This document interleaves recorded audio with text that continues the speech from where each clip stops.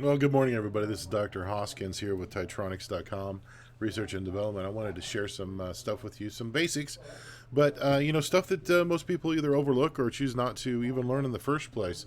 So I'm going to share my screen with you and show you the login screen. And this is the cloud version of the software. It's just brand new this year. Looking forward to sharing all the nooks and crannies of this software with you over the course of the next few months. Jenny and I will be doing some joint videos. Jenny will be doing some of her own, and just to educate you on what's going on and how to use the software to the best benefit for you and your clients. So when you log on to the software, it's going to load up your client base. I wanted to show you one thing. Up here in the right-hand corner, you might have missed it, but it's syncing up the local temporary database with the cloud database.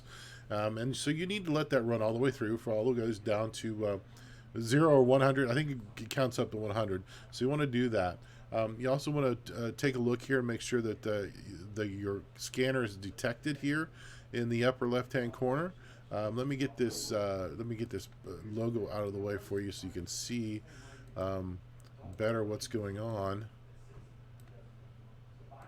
Yeah, there we go. So in the file setup, in the file folder here, we have load patient, new patient. Those are also on the button menu.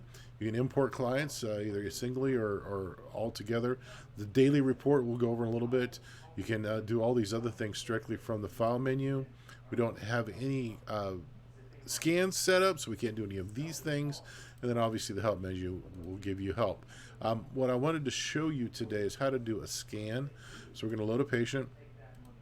We're going to just load up any of these. Let's just do Thane here real quick. So when you do a scan, it comes to this screen. Make sure it's the person. Make sure you're hooked up. And then I want to show you some things that have been shown to me over the course of the last few years that people are actually doing. One of the things that blew my mind the most is people are racing to get the scan done between the two beeps. So when I click the trigger, the two beeps, you hear that? That means after the second beep, that means that the scanner is ready to go. And if you scan, it'll scan all the way up. And when you let go, it shows you the scan. And that's what it's supposed to do, right? Well, what I've seen is people actually doing this. They hear the first beep, and this was told to me by staff, and this is not something I made up.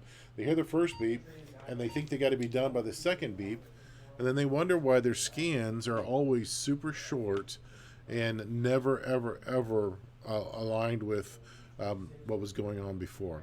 So that is one reason that it shows up that way, is because the technique is absolutely wrong.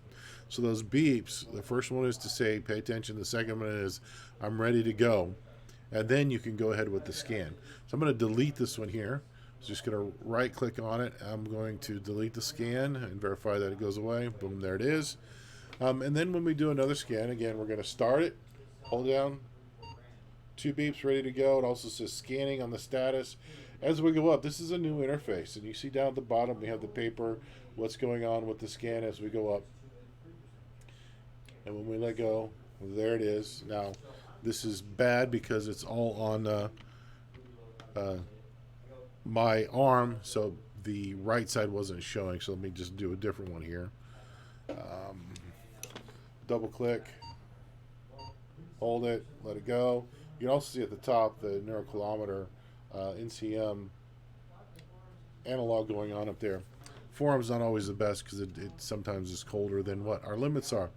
But anyway, those are some things. The other thing that I want to also make sure that we're not doing is having the scan do more than what it's supposed to do. All it does is tell you the temperature of the scan at the time. This, in addition to all your other assessment protocols, tells you if you're in pattern or not. So please, please, please use it appropriately. Use it for that. But yeah, scanning is as simple as pulling up the person, starting at your point, and then click and hold until you hear the second beep. Do your scan. Make sure you always end at the same point. You can start at the same point, and that's good protocol and good procedure, but always make sure you end at the same point for all your scans.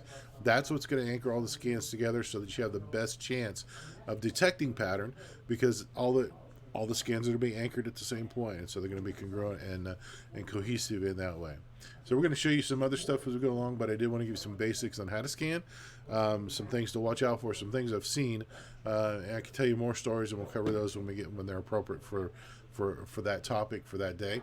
But hopefully this helps you just get started. Again, the best way to learn is to just get started, know the basics, and to keep using it, get familiar with it, and then add layers of information and technique and technology to your protocols as you go along, become more familiar. Anyway, thank you so much, guys. Have a good day. We'll talk to you soon.